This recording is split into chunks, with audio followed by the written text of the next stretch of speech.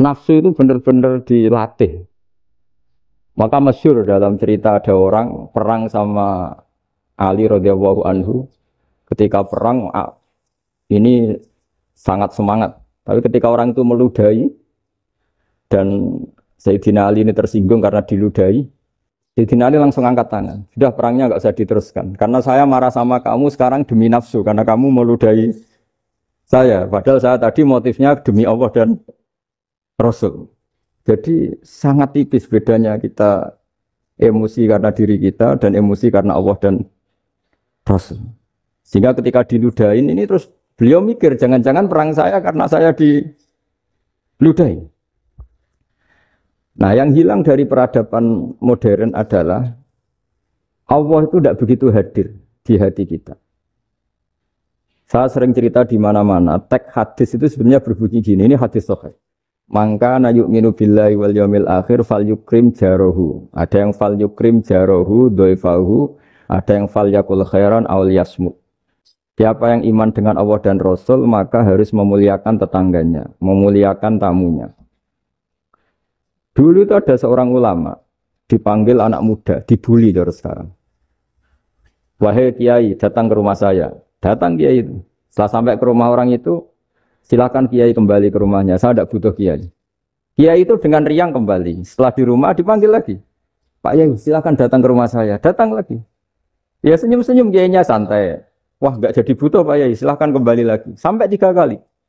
Oh itu kalau rektor digitukan marah itu. Dosen marah. Kiainya santai. Santai senyum-senyum rileks. Ketika ditanya, kenapa Pak Yai tidak tersinggung? Jawabannya unik.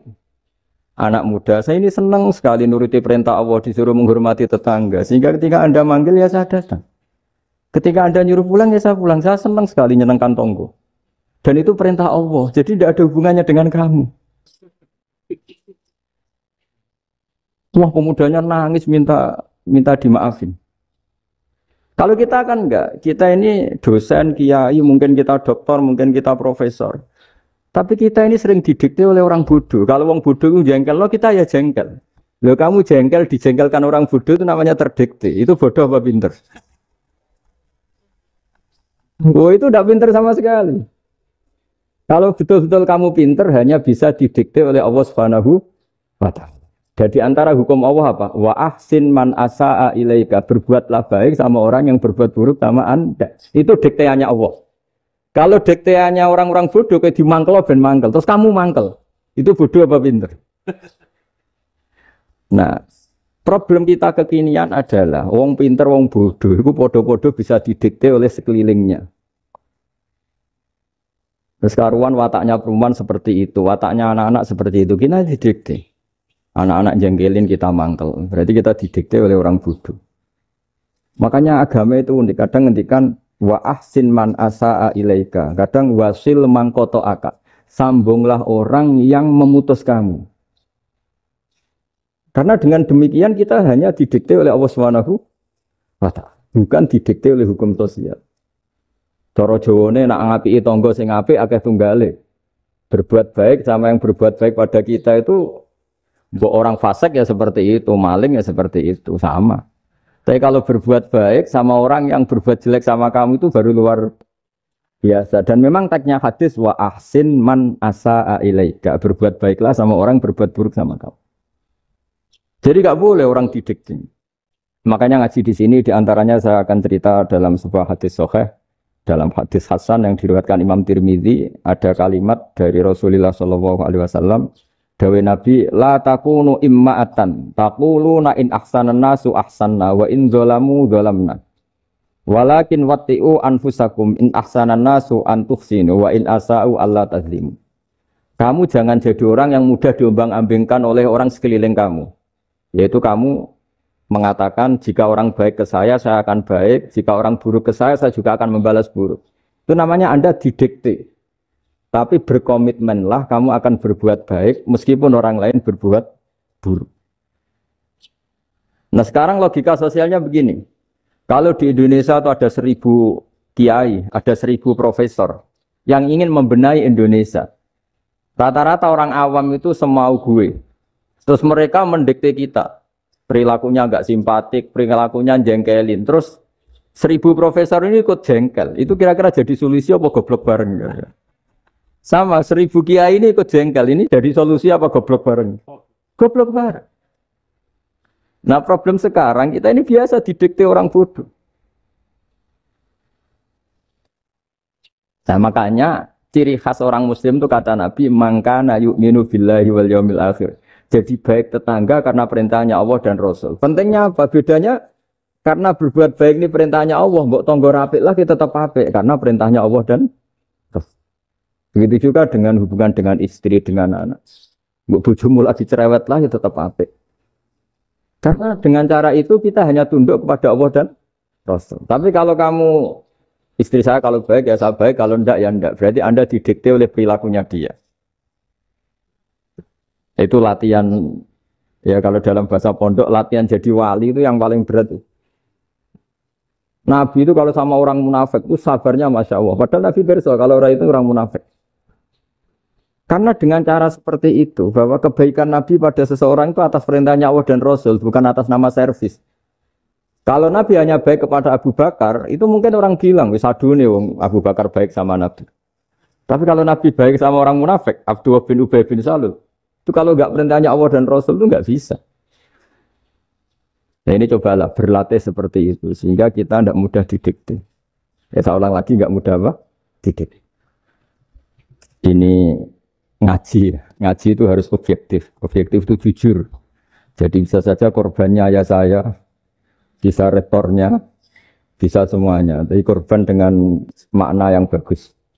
Karena di antara saran Al-Quran, Allah ngendikan kalau belajar atau mencari nasihat atau mencari kebaikan apa saja itu diistilahkan walau ala anfusikum awil walidaini wal aqrabin, meskipun ketentuan itu merugikan kamu.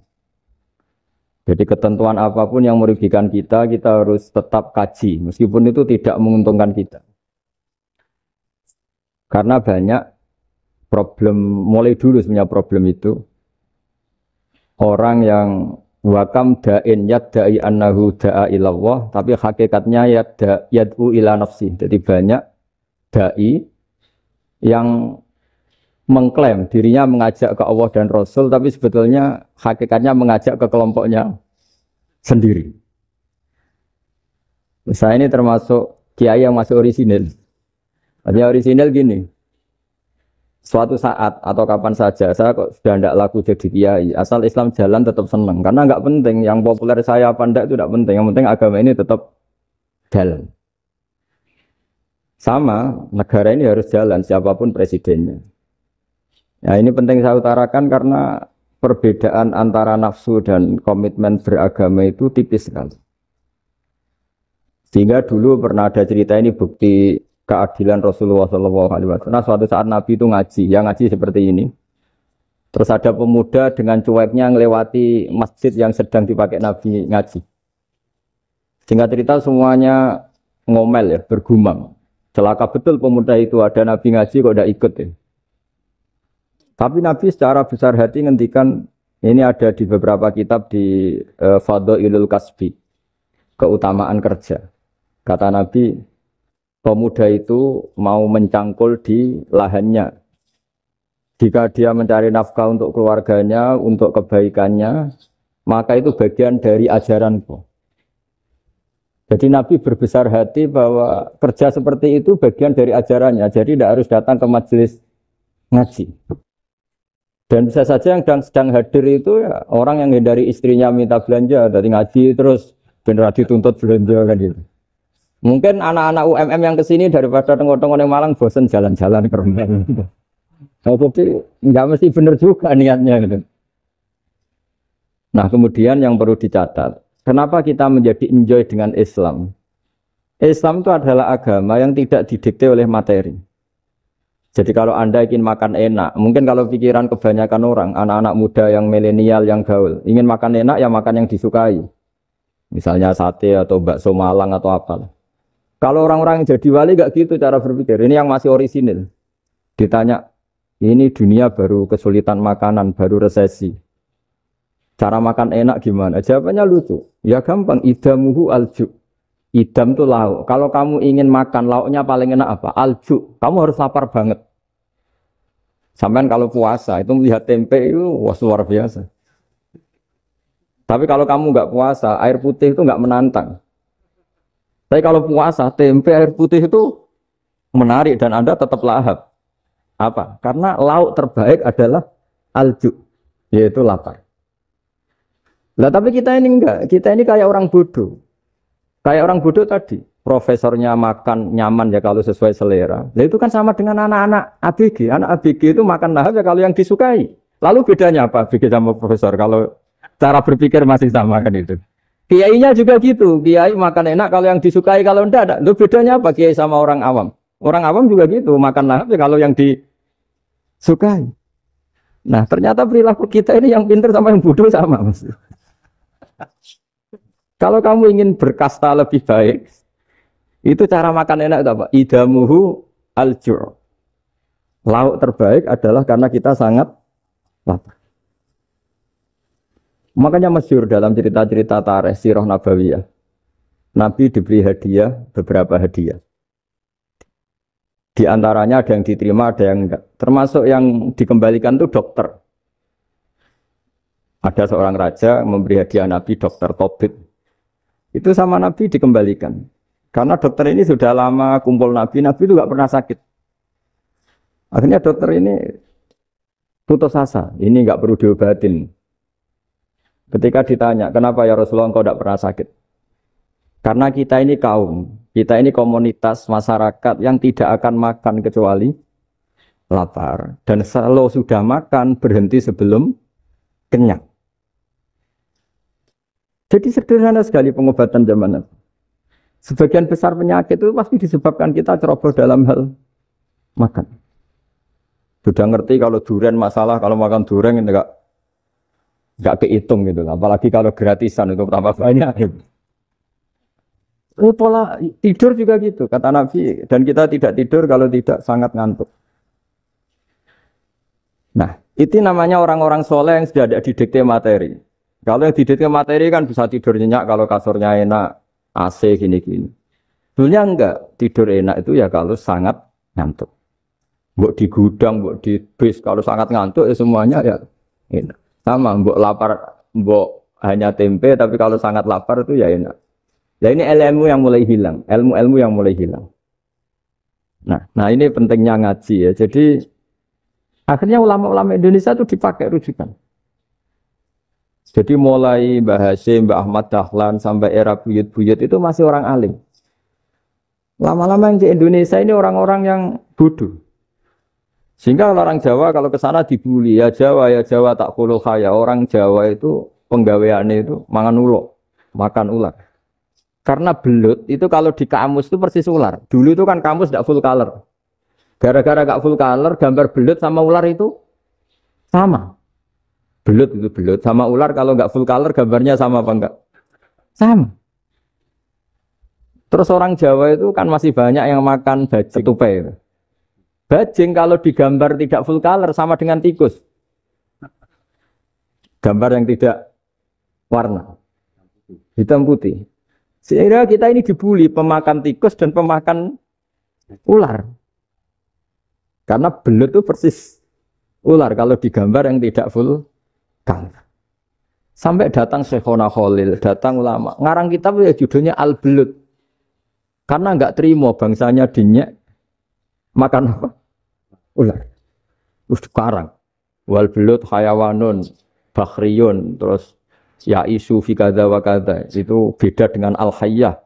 Itu diterangkan. Mulai bisa nerima. Terus sistem hotel juga gitu. Sampai tanyakan dalam sejarah dulu orang Sedayu ada namanya Syekh Mukhtar. Syekh Mukhtar bukan bikin rumah besar yang siapapun orang Indonesia haji itu nempat di sana. Nah itu yang menginspirasi akhirnya ada hotel. Dulu Syekh Mukhtar hanya menyediakan untuk hujat-hujat Indonesia. Lama-lama jadi hotel. Cara ibadah juga gitu. Kita ini kan, saya ini punya bapak kiai, mbah kiai. Punya guru yang sangat alim ya seorang kiai Maimun. Itu dulu kita pengkaji ilmu itu tidak pernah tahu bedanya NU dan Muhammadiyah. Karena dulu Mbah Darwis itu, Kiai Dahlan itu dulu ngajinya bersama Mbah Hasim ketika di Indonesia yang ngaji Mbah Soleh Darat. Mbah Soleh Darat itu dulu ngajinya sama buyut saya ke-6, namanya Mbah Soleh Asnawi di Kudus. Mbah Soleh Darat itu dulu alim-alimnya orang Jawa ya Mbah Soleh Darat, Soleh bin Umar. Tempatnya di Semarang, tapi beliau itu sebenarnya orang Jepara yang dekat Kudus. Setelah di Mekah, Mbah Hasyim ini mondoknya ya, mulazimnya ke Syekh Mahfud Termas. Tapi sesekali ke Syekh Khotib Minangkabau. Nah yang Mbah Ahmad Dahlan lebih sering ke Syekh Khotib Minangkabau, sesekali ke Mbah Mahfud. Singkat cerita, karena Syekh Khotib Minangkabau sudah modern ya, terlibat organisasi dunia. Pas itu beliau pengagum Muhammad Abduh, pengagum Rasid Ridho. Sehingga bawaannya Mbah Dahlan itu lebih pergerakan, karena beliau lebih mengidolakan Syekh Khotib. Nah, Syekh Khotib sendiri sebenarnya orang Minangkabau. Jadi beliau namanya Muhammad saja sebetulnya. Jadi menantunya orang Arab. Oh itu dicibir mertuanya ini karena punya mantu orang Jawa, orang ndak Arab. Singkat cerita terus di mertuanya bilang gini, kamu jangan pernah bilang kalau orang Arab itu mansa kanal Arab, orang yang bertempat di Arab. Walakin mantakallama bi arabiyyin fasihin, tapi orang bisa ngomong Arab secara fasih.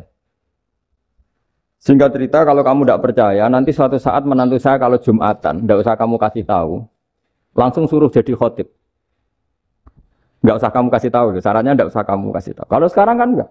Kalau dosen mau jadi khotib kan mengumpulkan materi dulu. Lucunya di antara materinya itu dari TV. Makanya jadi ribet kan khutbah sekarang. Kalau musim corona ya akan ngomong corona, musim apa yang ngomong apa. Jadi lagi-lagi didikte oleh media. Sebenarnya kalau ngomong kan sesuai kebutuhan umat, ini obatnya apa. Tapi enggak sesuai trending topik, itu kan kayak anak-anak gaul. Ini dokter kok gitu kan aneh.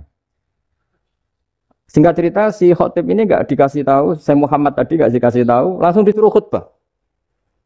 Fatakallama bikalamin fasihin. Dia ngomong fasih sekali. Bahkan ngalah-ngalahi fasihnya orang Arab asli. Semenjak itu beliau dapat gelar Al-Khotib, orang yang cakap berpidato berkhutbah. Ya terus dia Syekh Khotib Al-Minangkabau. Jadi orang Indonesia itu luar biasa. Dulu yang namanya orang Indonesia di Arab Saudi itu dihormati sekali. Karena yang ke sana itu pasti ulama. Sudah alim di Indonesia ke sana, termasuk Mbah Ahmad Dahlan.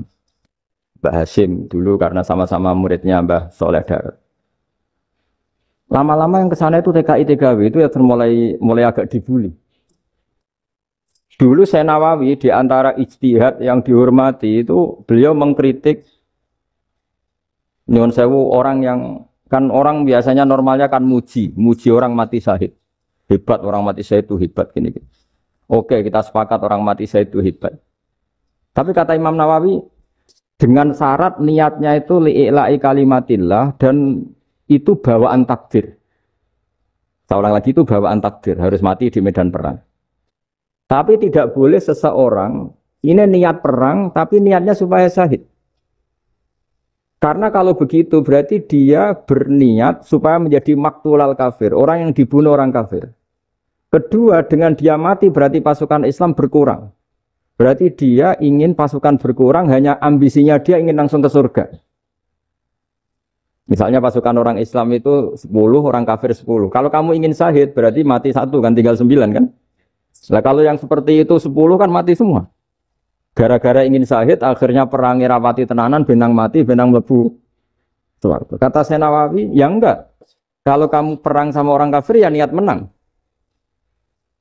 Dengan niat menang ini kamu ingin li'ila'i kalimatillah. Tapi kalau kamu ingin syahid, berarti kamu menuruti keinginan nafsu kamu yang cepat masuk surga.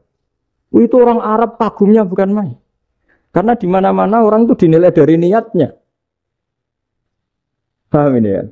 Tapi perang loh ya, dalam kondisi perang, bukan teroris. Perang itu artinya orang kafir yang ingin bunuh kita, itu perang namanya apa? Perang.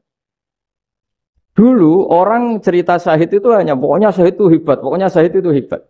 Syahid di medan perang itu hebat, pokoknya syahid di medan perang hebat. Tapi ketika Syekh Nawawi memberi penjelasan ilmiah, Jika kamu perang ingin cepat mati, ingin cepat syahid, artinya ini untuk pemenuhan diri kamu karena kamu bayangkan langsung masuk surga. Kamu lupa bahwa dengan kamu dibunuh kekuatan Islam berkurang. Akhirnya beliau memberi penjelasan. Syahid itu bagus, itu sebagai takdir. Hanya takdir itu kita perang yang ingin menang, tapi takdirnya mati. Jangan dibalik.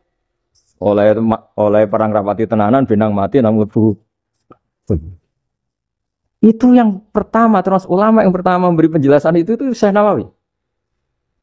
Akhirnya melahirkan kekaguman yang luar biasa dengan tafsir Munirnya itu. Terus beliau itu orang yang rileks kalau menjelaskan ilmu. Ini ya juga guru-gurunya Mbah Hasyim, Mbah Guru sama Mbah Hasyim sama Mbah Ahmad Dahlan Syekh Nawawi.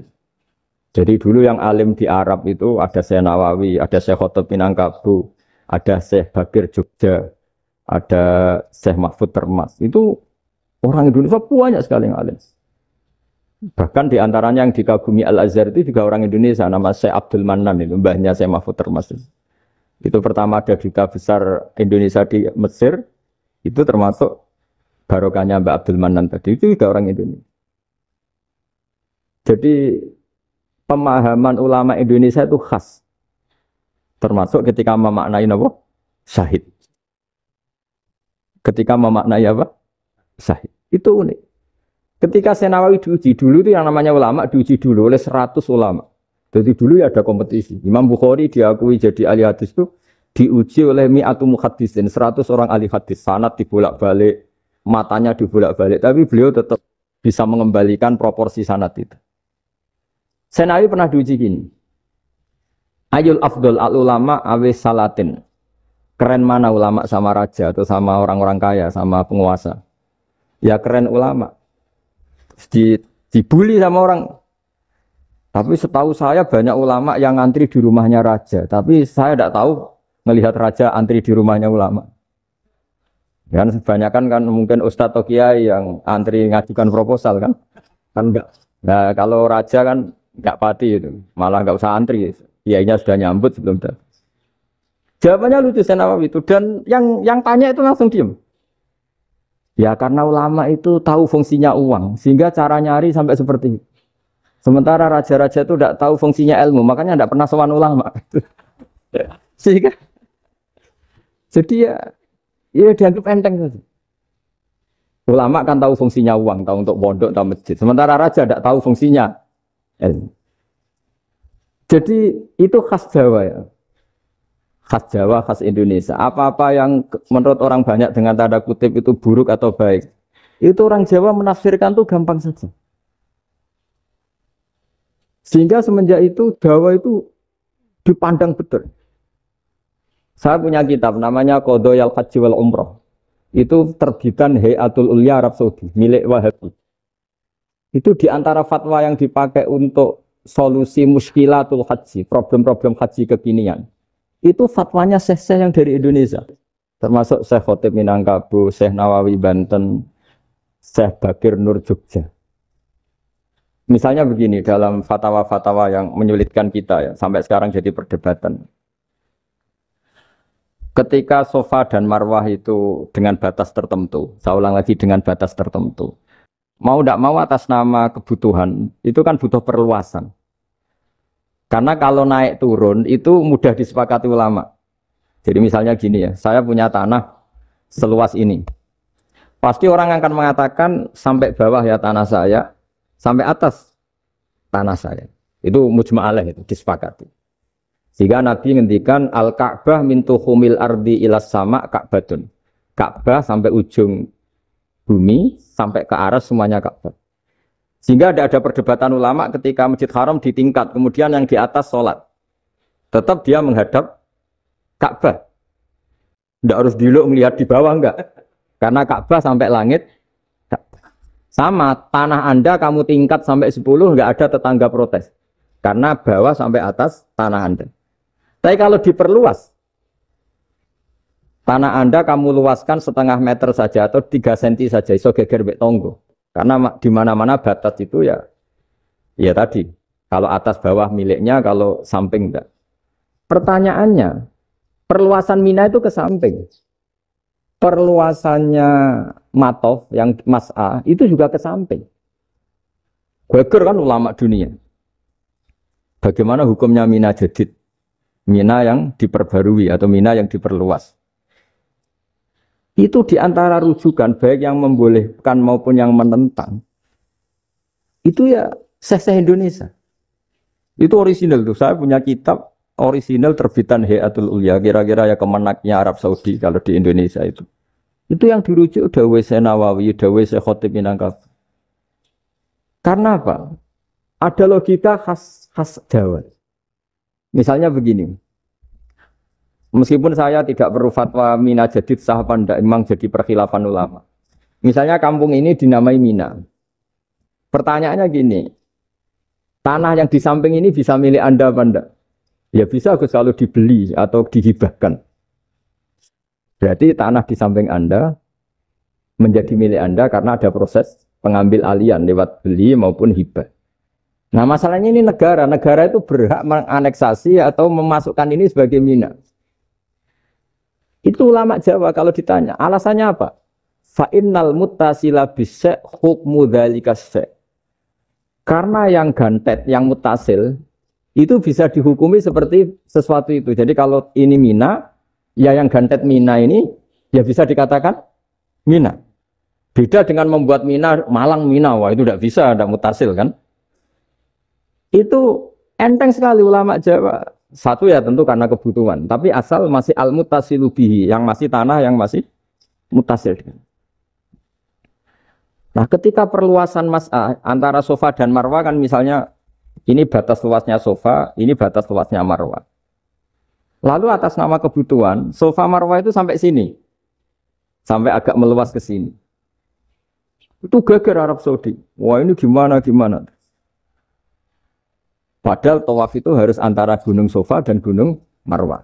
Sa'i itu ya. Tapi kalau istilah Quran memang tawaf sama-sama. Makanya apa? Inna Sofa al-Marwata min sa'airillah faman hajjal baita wa i'tamara fala junaha alaihi ayyat tawafati. Nah, jadi kalau istilah sa'i di Quran itu masih tawaf. Karena harus ada, kalau bisa lah, bukan harus. Kalau bisa memang harus ada unsur muternya. Kita kalau sa'i kan dari sini Sofa sampai sini Marwah. Terus kan agak muter ke sini. Nah, kan agak membentuk lingkar, nah, makanya Quran tetap mengistilahkan apa? Tawaf. Jadi bukan sini ke sini, terus sini ke sini kan enggak, tapi sini sampai sini, terus muter kan, terus sini. Jadi antara setar dan selama ini prakteknya kan gitu ya. Sofa ngambil sini, terus ke sini, terus agak muter. Nah, karena ada unsur agak muter ini, terus orang menyebut apa? Tawaf. Tapi itu bukan syarat sah, ini cerita ideal. Saya ulang lagi ya. Gunung Sofa itu puncaknya atau pucuknya kalau dalam bahasa Jawa. Itu ya hanya segini, ini sampai sini. Nah, kelompok Islam yang fikih keras nggak boleh diperluas. Karena Allah memilih tempat ini itu spesial, jadi nggak boleh ke yang lain. Tapi ketika kebutuhan mendesak, mau tidak mau harus diperluas. Itu jawabnya Kiai Jawa lucu. Gunung sing ketok iku sing dhuwure tok. Sikilane luwih hombo. Berarti kan gunung kan bentuknya gini. Nah, sofa yang kecil itu yang atasnya, tapi sikilannya sini kakinya lebih luas. Jadi boleh perluasan asal tidak melebihi kakinya. Ya dihitung ya lebih luas. Jadi Kiai Jawa itu kayak wong delok gunung Penanggungan, kayak gunung Arjuna. Di mana-mana puncak gunung itu lebih kecil timbang kakinya. Artinya diperluas ini bukan berarti tidak di sofa dan tidak di itu khas Kiai Jawa. Jadi jangan kira orang Jawa itu udah hebat-hebat sekali. Termasuk perkembangan hotel di Arab Saudi. Itu dulu sebelum ada hotel. Buyut saya kelima atau keenam dulu haji namanya Badur Rahman. Itu kalau mau ingin apa ya? Menghindari terik matahari itu masuk gua. Itu masuk gua itu hanya separuh badan, kakinya di luar. Jadi jangan bayangkan kalau gua di Indonesia kayak gua Akbar di Tuban orang bisa masuk jalan-jalan, enggak. Gua di Arab tuh kayak cepitan batu tidak sampai masuk. Sehingga kepalanya dimasukkan, kakinya masih kena matahari. saking panasnya Arab Saudi. Sehingga dalam bayangan hijrah ketika Nabi bersembunyi di gua apa? Sur, itu kata Abu Bakar, kalau orang kafir melihat kakinya pasti melihat kita karena nggak bisa masuk penuh. Jadi orang itu mau dempes tok. Sehingga ya kira-kira luasnya gua paling segini. Makanya guyonannya kiai-kiai itu untung nggak kayak gua Indonesia. Kalau kayak gua Indonesia laba-labanya capek karena luas kan. Jadi jangan bayangkan gua Arab tuh kayak gua Indonesia. Makanya bayangannya, andai kan orang itu melihat ke bawah pasti melihat kita karena orangnya nggak bisa masuk penuh, nggak bisa masuk 100%. Ya kayak cepitan batu lah mirip. Itu kan mirip Gunung Uhud. Gunung Uhud kata Rasulullah nanti kalau kamu perang itu di atas, menang atau kalah di atas. Musuh biar di bawah. Dengan di atas kamu bisa mana? Jangan bayangkan kayak Gunung Merapi, kayak Gunung Penanggungan. Lah kalau Gunung Penanggungan mana ke bawah yang layang kan? Jadi gunung di Arab itu kayak bukit. Ya sampean pernah kan ke Uhud itu ya sama ini aja tinggi ini kan? Nah ini yang mulai ada mis. Makanya nerjemah itu susah di Indonesia. Karena jabal itu udah harus tinggi. Kalau tinggi nggak bisa mana dari atas ke bawah kan nggak ngefek kan? Sampean kalau ke Uhud gunungnya pendek sekali sehingga yang mana dari atas ke bawah ya kalau kena musuh ya celaka karena memang dekat. Ya kalau gunung Indonesia mana dari atas ke bawah yang layang nggak ngefek. Nah itu susahnya nerjemah bahasa Arab ke kita. Jadi apa ya?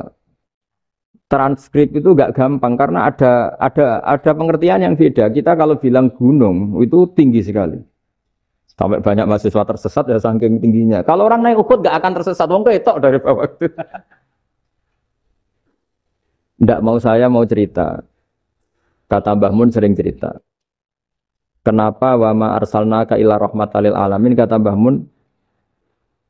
Allah itu pasti bikin ulama yang tidak produk Arab itu pasti ada. Kalau orang Arab jadi ulama wajar, bahasanya Arab, domisilinya di Arab. Tapi Allah akan selalu bikin ulama yang tidak bangsa Arab. Imam Ghazali itu Tus itu Persia. Imam Bukhari itu kira-kira kalau sekarang ikut Uzbek. Ya, Imam Bukhari itu kalau negara sekarang ikut mana? Uzbek. Kenapa demikian kata Mbah Mun? Karena Allah sudah ngendikan wama arsalnaka illa kafatan linnas. Manusia semua ini kena khitabnya Islam. Kalau tidak ada ulama yang dari berbagai negara, kesannya Islam itu hanya milik orang Arab Saudi. Makanya Allah selalu bikin ulama-ulama yang bahkan tidak Arab. Termasuk Imamul Muhaddisin, yaitu Imam Bukhari, itu orang Uzbek. Orang Rusia lah kalau sekarang ikut Uni Soviet dulu. Imam Ghazali itu orang Persia. Syekh Nawawi itu orang Banten. Karena Allah ingin memaklumatkan bahwa Islam ini untuk semua. Sehingga orang yang tidak Arab pun bisa belajar Islam. Yang alimnya itu nggak kalah sama orang apa? Arab. Makanya ini PR ya. Kalau Gus Dah Ploso nanti ngendikan suatu saat orang belajar Islam itu bahkan orang Arab pun bisa belajar ke Indonesia. Kalau orang Indonesia bisa alim betul kayak dulu. Sekarang banyak liga antar ulama. Itu orang Indonesia pasti masuk. Ulama-ulama top dunia itu pasti orang Indonesia banyak yang masuk. Karena tadi ketika orang Indonesia baca kitab, itu orang Arab itu kagum, kok bisa ada bahasanya baca secara benar. Bukan sekedar bisa baca secara benar. Karena memang dilatih sedemikian rupa di pondok-pondok. Makanya kita semua lah, yang alim di Indonesia itu kemana-mana ya pasti alim. Dulu putra Mbah Mun namanya Gus Zofur itu tahun pertama ya sudah the best di tahun pertama. Kalau tahun pertama the best-nya ilmunya bawaan dari sarang, dari keluarganya. Gus Najim mondok di Said Muhammad tahun pertama sudah dipuji sebagai yang teralim karena ya sanggup. Kalau dipujinya tahun ketiga, tahun keempat kan mungkin dapat dari sana. Ini tahun pertama. Saya ulang lagi tahun. Karena pengajaran di Indonesia itu luar biasa di pondok-pondok. Makanya kalau dalam anekdot pondok itu cerita-cerita lucu itu. Ada orang Jakarta ngaji. Setelah di kelas itu pelengahan terus. Melihat jendela, lihat pintu terus. Lama-lama gurunya marah. Kamu diajarin kok ndak punya sopan. Melihat pintu terus gak memperhatikan guru. Ya. Anak Betawinya jamnya lucu. Habis Pak Guru bohong. Kenapa ya? Kamu Pak Guru bilang Ja'a Zaidun, Zaid datang. Tak lihat gak ada yang datang. Setelah itu contoh nasab kan Ro'a itu Zaidan. Saya melihat Zaid. Saya gak melihat Zaid. Contoh ketiga yang jer kan Maror tuh Zaidin. Saya berjalan ketemu Zaid. Pak Guru diam di situ gak jalan-jalan. Jadi saking detailnya Indonesia dia cari. Kalau rofa Ja'a Zaidun. Kalau nasab ro'a itu Zaidan. Kalau jar maror itu Zaidin. Nah si murid Betawi ini karena pertama sekolah. Ngiranya gurunya itu cerita. Zaid datang. Makanya dia ngelihat pintu terus. Mana katanya datang kok enggak datang-datang. Nah dengan latihan seperti itu. Kemungkinan orang Indonesia salah itu kecil. Karena memang dilatih betul. Saya ulang lagi karena memang dilatih betul. Sehingga ketika orang Indonesia ini yang cerita seorang wartawan. Ini kisah nyata. Kali ini tidak anekdot, kisah nyata. Ada wartawan internasional ngeliput Ramlah. Ramlah itu di Gaza, di Palestina. Wartawan Indonesia ini hanya bisa bahasa Inggris. Dijak ngomong bahasa Arab. Terus dia bilang saya tidak bisa. Saya tidak bisa, saya bisanya ngomong Inggris. Tapi apa yang terjadi setelah sholat, si Indonesia ini jadi imam pakai sholat jariyah lagi. Baca bismillah benar, bismillahi jar karena mudhof ilaih. Terus ketika iktidal ya benar, Rabbana lakal hamdu mil'us samawati wa mil'ul ardi benar. Ketika tahiyat ya benar, at-tahiyatul mubarakatuh sholawat. Sama orang Arab ini diagumi. Orang Arab kalau senang orang itu dicium. Kamu tawaduk, sebenarnya kamu itu ahli bahasa Arab. Karena orang Indonesia sekali sholat, itu nggak ada yang salah. Meskipun benarnya karena hafalan, tapi bagi yang ahli nahwu, itu hebat. Misalnya kita kalau ngapalkan kan, Bismillahi, Bismi jar karena ba, Allahi jar karena mudhof ilaih, Ar-Rahmani jar karena sifat, Ar-Rahimi karena sifat. Alhamdu rofa karena mubtada, Lillahi jar karena ada huruf jarli, Robbi jar karena sifat. Sebetulnya tidak karena pinter, tapi karena hafalan. Tapi orang Indonesia hebatnya itu benar terus. Rabbana lakal hamdu. Ya kan, alhamdu rofa. Terus mil'us samawati ya rofa karena sifat. Sehingga terus orang Indonesia kalau sholat di Timur Tengah, itu dipuji. Karena makhrajnya ya benar, rofa nasobnya juga benar. Nah, itu di negara lain tidak ada enggak Indonesia. Orang Cina itu sering bikin marah orang-orang Arab karena kalau dongo itu nggak fasih kayak orang Indonesia. Orang Indonesia kalau dongo ya Allahumma tohir qalbi. Orang Cina ini yang jadi guyon di Arab. Allahumma tahir kalbi. Itu kan bedanya aja. Itu orang Arab pertama membiarin. Lama-lama kalbun entak gitu. Maksudnya asu-asumu gitu. Karena dia bilangnya qaf itu kaf. Jadi kalau Allahumma do Allah tohir. Kalau aturi nyucekno panjenengan kalbi ing asu ingsun kan. Tapi kalau qalbi itu ati ingsun. Tapi kalau kalbi anjing ingsun. Bedanya qaf sama kaf. Karena orang-orangnya kalbun entak. Asu-asumu. Maksudnya kan. Tapi padahal orang Cina itu bareng dilihat teksnya ya pakai qaf. Orang Indonesia enggak, mulai kecil dilatih, sak fase-fase. Sampai yo sulit betul latihan Fatihah itu. Kalau di Kudus malah sampai 3 bulan Fatihah. Sampai at-tahiyyatu, kurang bersih. At-tahiyyatu sampai ada cerita itu orang dipanggil maftuhin itu enggak melengak, harus maftuhin. Baru melengak. Tapi barokahnya itu orang Indonesia kalau dongo memang benar-benar Allahumma tohir qalbi. Ya Allah sucikan hati kami, bukan tahir kalbi. Karena sekali jadi kaf itu maknanya anjing saya. Ya Allah sucikan anjing. Jadi ini orang Indonesia. Jadi kata Mbah Mun, Dawe Mbah Mun, illaka fatal linnas, bahwa agama ini milik semuanya. Itu di antara bukti Allah menghendaki atau mendesain Islam seperti ini, orang yang belajar di Indonesia itu pengetahuannya Islam, pengetahuannya tentang Islam itu tidak kalah sama yang belajar di Al-Azhar, sama yang belajar di Arab Saudi. Makanya ini PR-nya UMM, PR-nya IAIN, PR-nya UIN. Bisa enggak sealim mereka dalam bahasa Arab? Nah, bahasa Arabnya mau man anta, ana zaidun. Jangan sampai, karena kita di sana ini kadung dibully. Orang Arab tuh kalau bully kita, sampai tak kasih cerita. Oh, itu ngawurnya Masya Allah. Kata dia, ada anak orang Indonesia haji. Si anaknya orang Indonesia dijotos sama anaknya orang Arab. Dijotos, dipukul.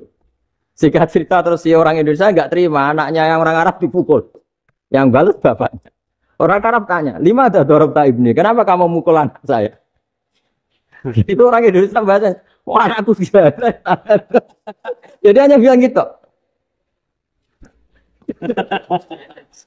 Artinya anak saya dihada ya maka tak ada. Arabnya gitu. Anak saya dipukul maka saya balas mukul. Itu orang Arab mantuk oh gitu. Paham?